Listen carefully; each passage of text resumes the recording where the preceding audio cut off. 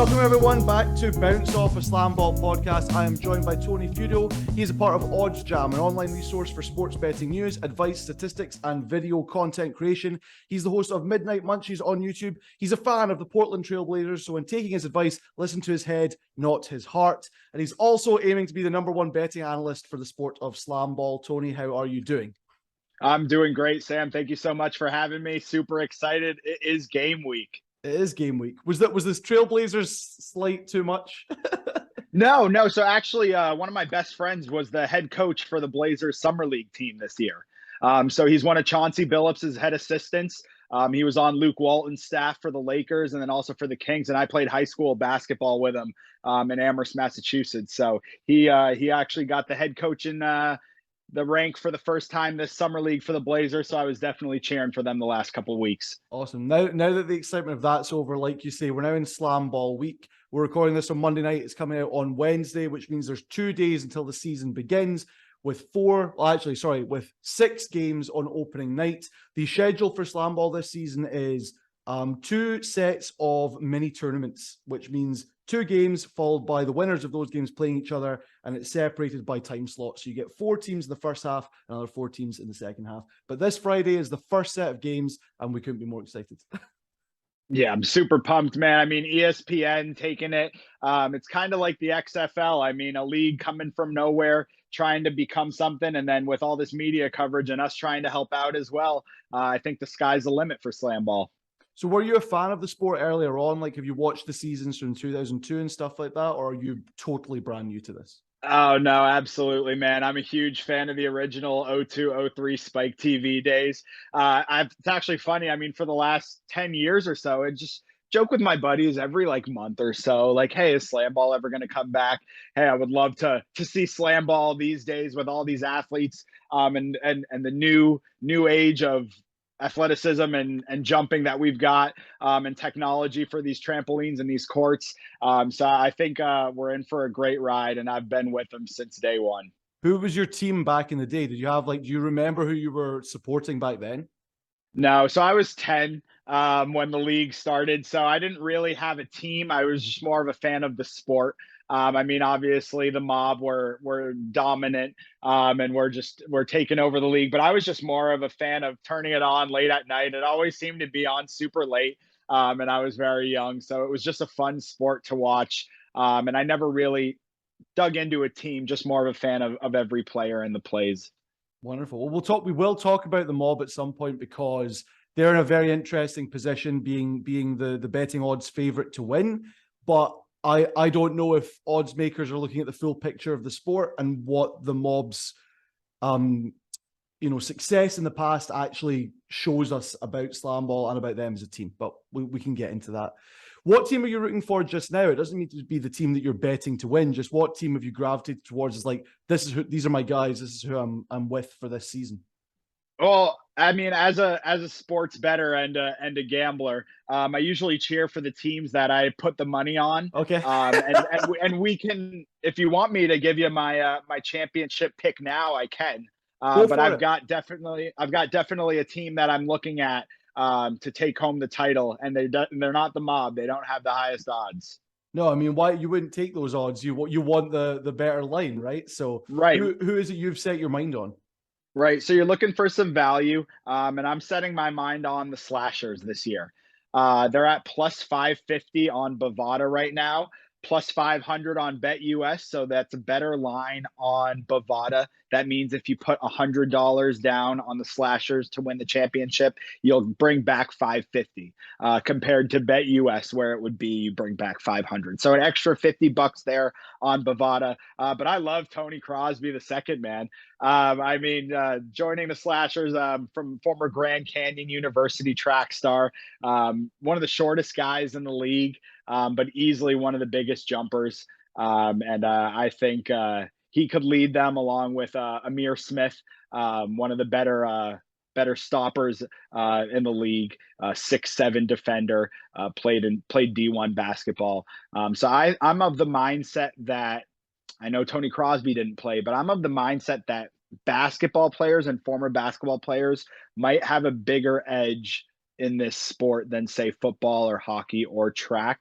But I think Amir Smith, with his experience at Rice, FAU, and Hampton, I think could be a great force down there for the slashers, and getting them right in the middle at plus 550. They don't have the best odds. They don't have the worst. So you're looking for value. And I think that value there, kind of in the middle of the pack, I'm going to be a slashers guy this year. Okay, cool. I know that Tony Crosby, he's definitely the smallest guy in the league. He might be the only guy under 6 feet at 5'6", but I could be wrong about that. But the height he's getting on some of these highlights that we're seeing, especially the one of him going up against Vincent Bowman from this last week's scrimmages, smallest guy versus biggest guy in the league, he's unafraid of that contact. I think that's a very exciting team to hitch your wagon to, whether it is for betting reasons or just because you're like, oh, I like purple and red, which is what some of my friends have done. Right.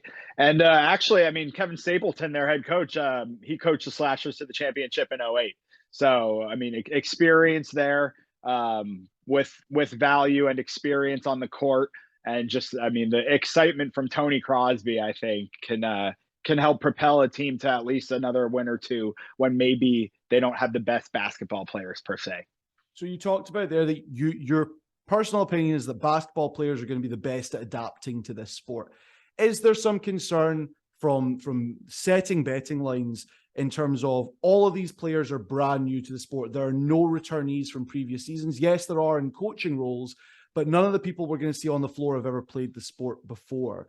How does that impact the decision-making when it comes to setting lines for game score or for championship wins, or even if it exists at the moment, MVP races and things like that?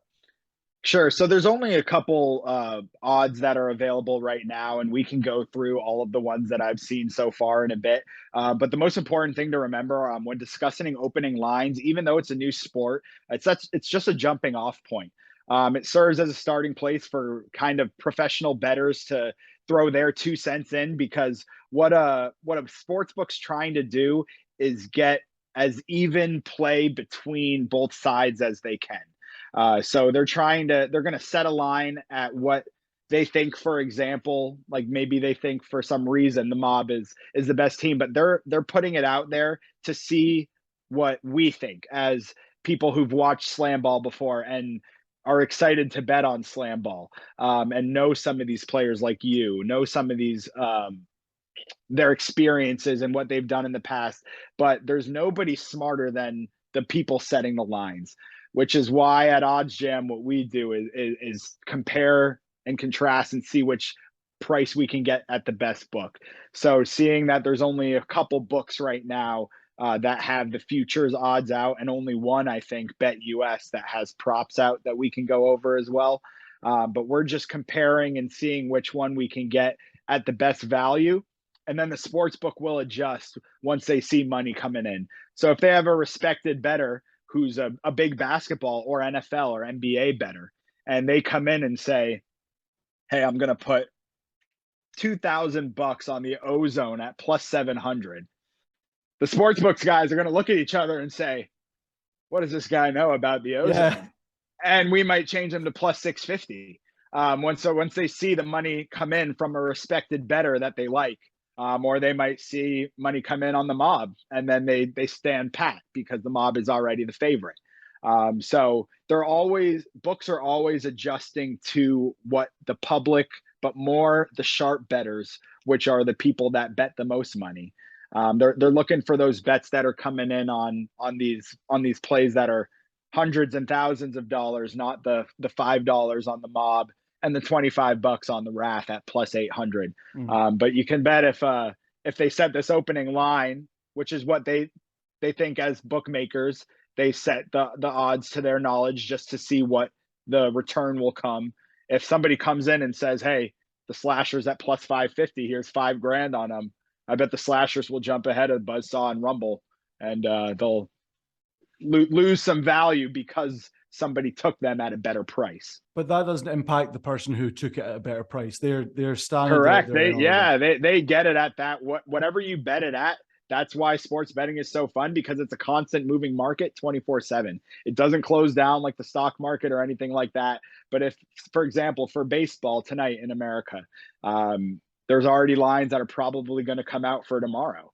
while games are still going on tonight at some books. You can lock those lines in right now, and then they'll totally change by the morning. So that's what sharp sports bettors do. When a line opens, they'll put the most money on what they believe in, and that changes the line. The book will then say, oh, okay, we respect this guy. We're going to change that price to try to get some even playing field on the other. So we put money on the slashers. Someone else is going to say, well, then the mob price changes. I'm going to put money on the mob, and then up goes down, down goes up. With that being said, you said it's open 24/7. These things are constantly fluctuating.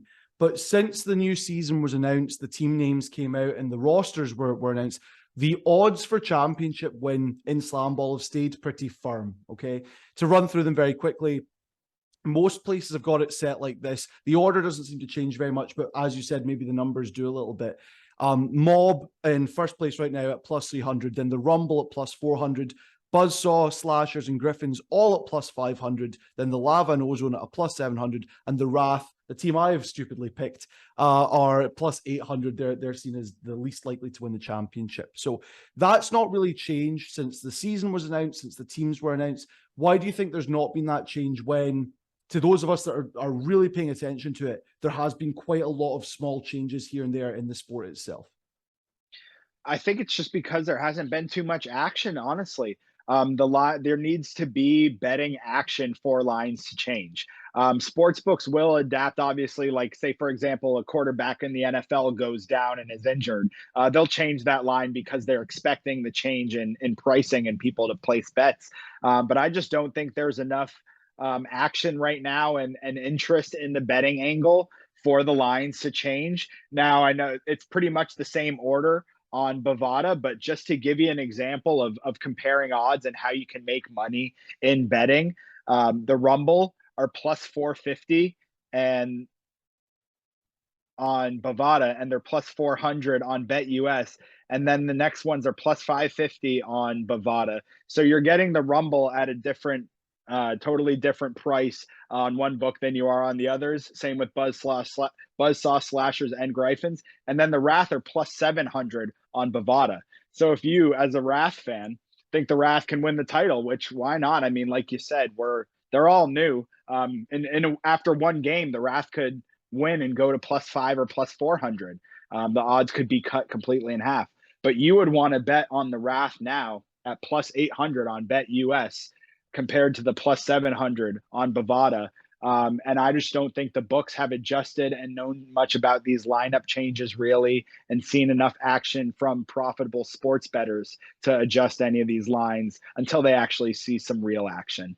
Does that also come with coverage? Like you said, if a player in the NFL goes down, that changes how lines are set for later in the day. As we were talking about off camera, and I think as everyone in the space has spoken about, coverage of SlamBall is still relatively small. It's right now, it's ESPN have signed it. That's the big headline. And then it's been local news spots of, oh, this guy who went to this college nearby, he's going to be in SlamBall. Let's talk to him. But there's no major coverage the way there is for the NFL, the NHL, the NBA. It's folks like myself. It's folks like yourself. It's other smaller groups like the Slamcast who are doing this coverage. And so there's not as much news out there about when, say, a player changes team, or the reveal this weekend about the taxi squads of 4 players that can go to any team. These things aren't being covered as much by the mainstream media. If they were, would we be seeing the odds changing, even if there wasn't that much action involved at this point in time? Absolutely, Sam. And I'm going to give you and all of our viewers here a little secret. We are going to be the most profitable SlamBall bettors until it becomes more mainstream, because we know more about it than anybody else. You want to find these niche markets. I mean, people that bet on smaller college sports and smaller Olympic sports and smaller soccer leagues. You can guarantee, I bet the second league in Poland, some people are smarter and make more money than the books in that than, say, the English Premier League, where it gets all the coverage and bookmakers are just so locked in and smarter than everybody. But until SlamBall blows up and you see something that you like, for example, what will be the highest total game score in the 2023 season? The over-under is set at 100.5 right now.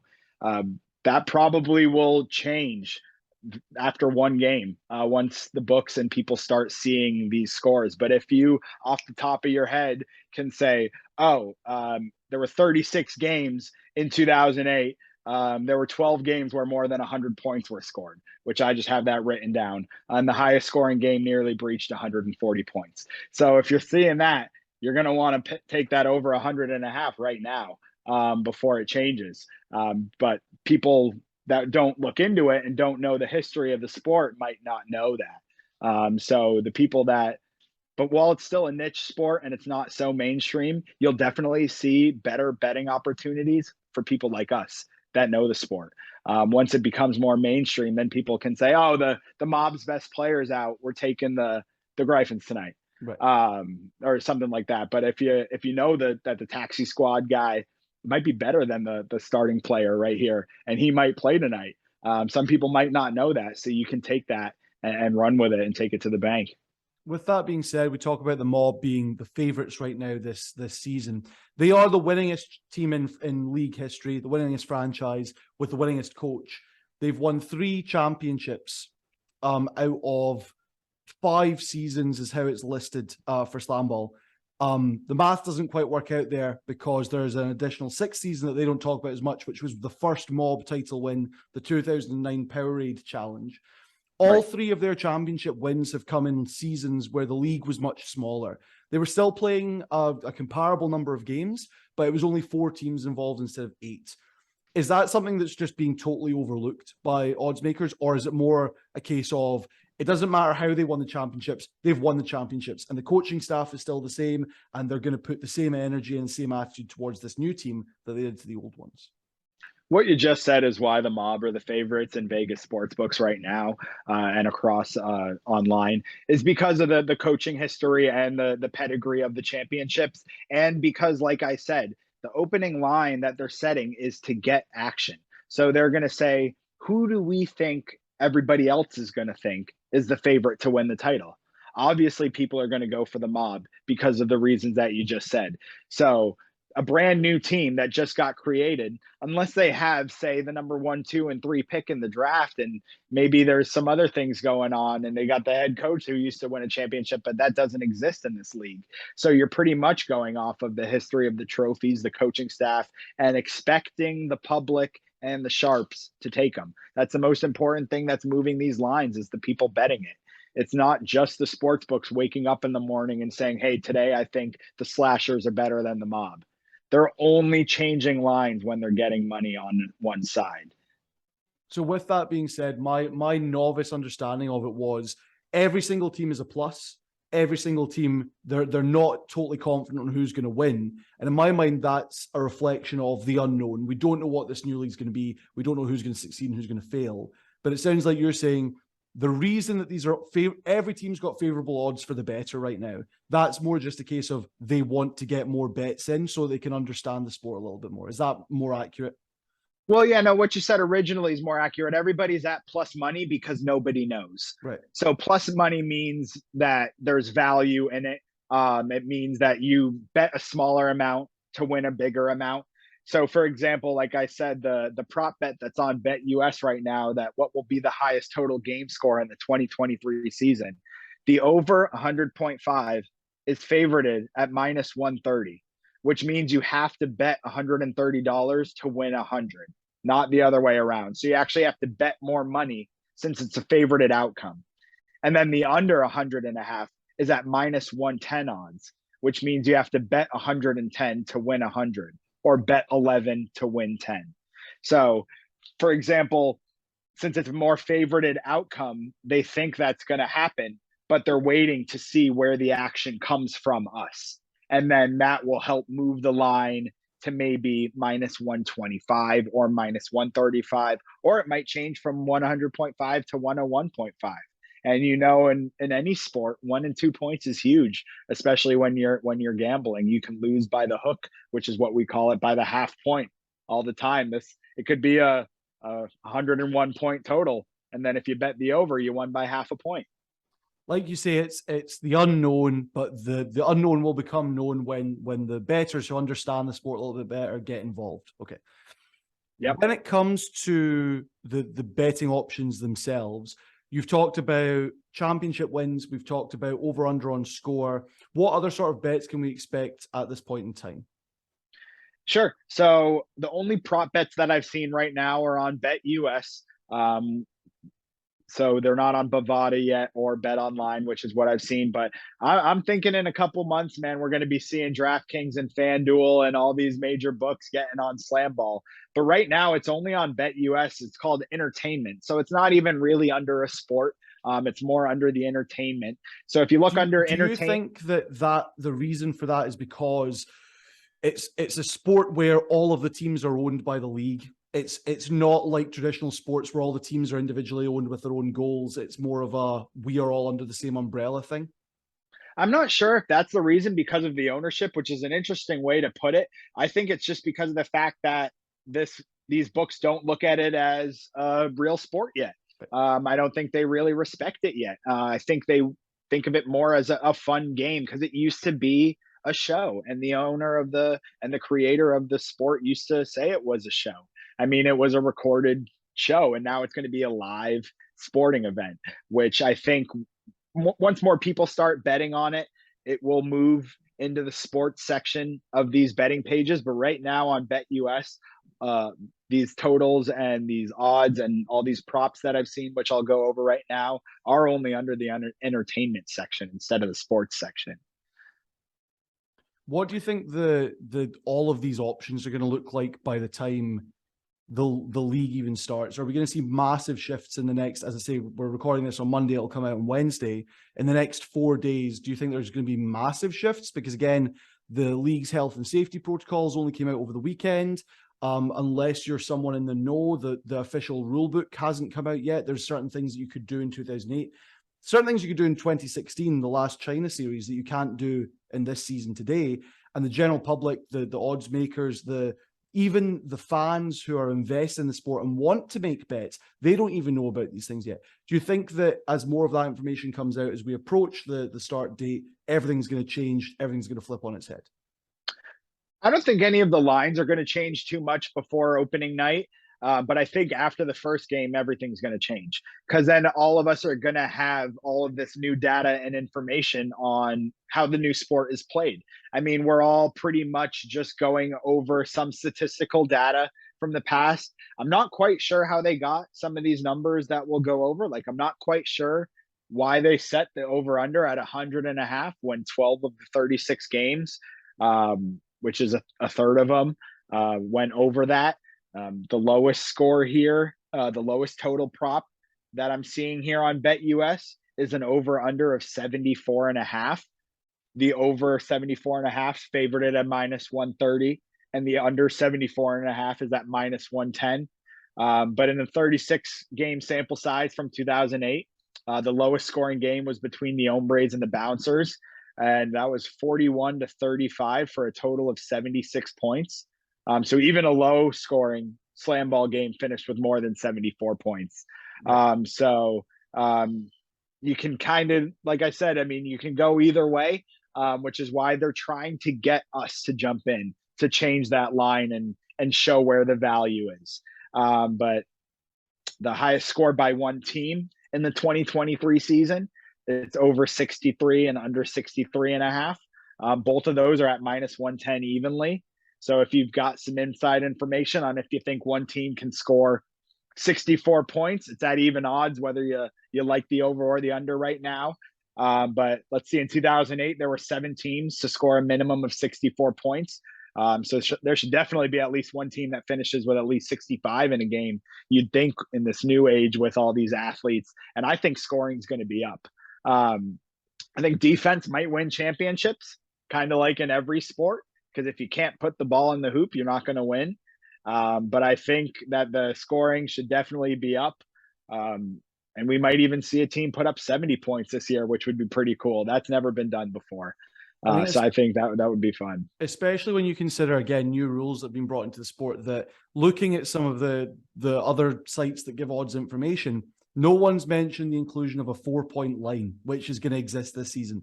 No fans online, even though there's a 4-point line until today for some of them. I didn't know until last week when you're watching scrimmage footage on Instagram and someone just goes, "Oh, that was a 4-pointer." You're like, I did not know that was a thing. And so scoring could be up huge, but until the fans, as well as the odds makers, even understand that it's more than just 2s and 3s now, all these things are going to stay in a weird space where making a bet could even be more complicated because you don't know what the best odds are going to be now versus in a week's time when everyone catches up to this new information. Right. And that's I mean, the beauty and sometimes the hurt in sports betting is that you never know. And with a sport like this, we're all just waiting to see. But there's definitely some value in every single pick. If you know what you're doing and if you think that you can get an edge. So with that under for the highest score by one team was 63.5. The lowest score for one team over under is 33.5. The over of that is favorited at -135, and the under is the underdog there at -105. But despite the odds favoring over 33.5 points, the under 33.5 to me looks like the better wager. I just think a handful of teams, I know a handful of teams scored below 33 points in the 2008 season. The lowest scoring squad was 26 points by the Maulers in a 50-26 loss against the Rumble. So I don't think they're going to average, like you said. I think scoring is going to be up, but I think you could definitely get value in that under 33.5 at -105 there, because a team's just destined to throw up a stinker every once in a while. I mean, they're not going to just with new players and the potential that one team could play 6 games in a 3-day period. That's going to be a lot to deal with. And you could expect that by game 6 on the Sunday night, there's some level of exhaustion there and teams just can't put up the same number of points that they could in even a game earlier that night. Absolutely. And SlamBall, I think one of the coaches on your podcast said they were going to sub in, sub out every minute or two, which I think is genius. Because I mean, just running up and down a basketball court is tiring if you're a middle-aged man. But I mean, jumping up and down on trampolines and blocking and knocking each other over into the glass. I mean, it's just going to be a constant action. And yeah, like you said, it's going to be a lot of fun. A lot of energy. The league right now is very collaborative. I spoke earlier about, unlike typical sports leagues where every franchise is independently owned, this one is all the teams are ran by the league. If they think one team needs a little bit of maybe they need an extra handler, they'll move somebody over to make the teams a little bit more even. But even outside of that, most of these guys have spent all of training together. They are doing training at the same time. There's only one court to practice on. So you've got every team is paired up with another team to get 2 hours of practice in. Do you think this level of collaboration throughout the league is going to be something that makes odds makers hesitant to change too much because it's not, it from the outside might not be as competitive as some other leagues that we look at? That's a great question, man. And that's super dicey to me, how everybody like owns the same team and you can just switch players whenever you want. That makes it really hard to bet on a sport. I mean, it's going to be a lot of fun to follow and to see where the odds change. And I'm going to be betting on every game and keeping up with it and posting all about it. But it does make me hesitant as a bettor, knowing that everybody's watching everybody and everybody is kind of all under one roof. And it would definitely make bookmakers, I think, a little hesitant to maybe say, all right, well, these two teams are playing each other tonight. They know exactly how each other's practiced against each other for the last month. Maybe the total is going to be a bit lower because defense will be better. Maybe if we have a prop bet for the best player, he might go under because they know his style more, or he might go over because he wants to show off against a team that's he's been practicing against. So it's super strange to me. I wouldn't know how to set a line, which is why I'm not a bookmaker. I just like to follow the line movement and the business behind it. But it would definitely make it more complicated if I were a bookmaker, knowing all the collaboration that is going on because who knows what is being spoken behind those closed doors. Yeah. To make an extra buck here or there. 100%. One of the big things they've said in interviews earlier this year, when it was SlamBall's coming back, but there's no confirmed what's going to happen, we just know it is coming back. Something that was mentioned is it's now live, and part of being live is that you can bet on it. We're doing it in Vegas, the home of betting internationally. This is something that we're wanting to focus on. What do you think that says about the type of product that they want to put out there as a league? I think it shows a lot that they want to put it in Vegas, that they want to show it on ESPN, which is why I'm somewhat surprised that we're not seeing more major sports books in the United States like DraftKings, FanDuel, Caesars, anything like that kind of jumping on, because with it being in Vegas and with it being summer in America, the NFL is not going on, the NBA is not going on anymore, the NHL is not going on anymore. We're excited for something new to watch and to bet on, especially. And with all these sports books and all these states becoming legal, you would think that with it being on ESPN and being in Vegas, they would give it more exposure in the sports books. But I think that this is just the beginning. Like I said, I mean, they're showing that they care by giving it the contract and everything like that and putting it in Vegas. But by putting it in Vegas, that's just inviting all of us to throw some action on it. So I think with it becoming more prevalent and more fans knowing on it, everybody's got to talk about it for us to get more action on it. But I think maybe not in the first game or two, but maybe by midseason and definitely by the playoffs and the championship, we might see a line or two on one of these major books because of the coverage that it's getting. As we're starting to wrap up here, what are some of the bets that you're seeing right now that are ones that you're like, this is what I'm going for, this is the thing that I'm really excited about putting money on? What's screaming to you? Bet on me, Tony, bet on me. Yeah. So my picks, my official picks for SlamBall, like I said, there's only a few that we can bet, but I am going to bet on that over 100.5 for the highest total game score in the 2023 season at -130 odds.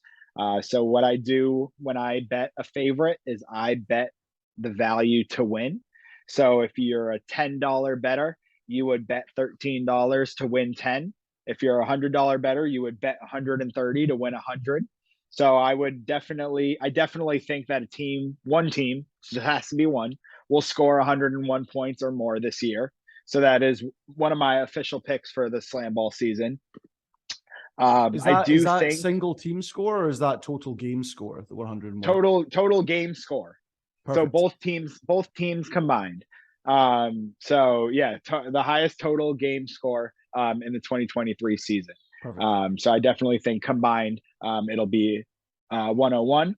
I'm also on the over 74.5 for the lowest total game score in the 2023 season at -130 odds. So that is compared to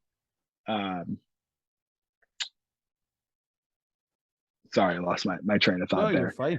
That is the lowest total of the two teams combined.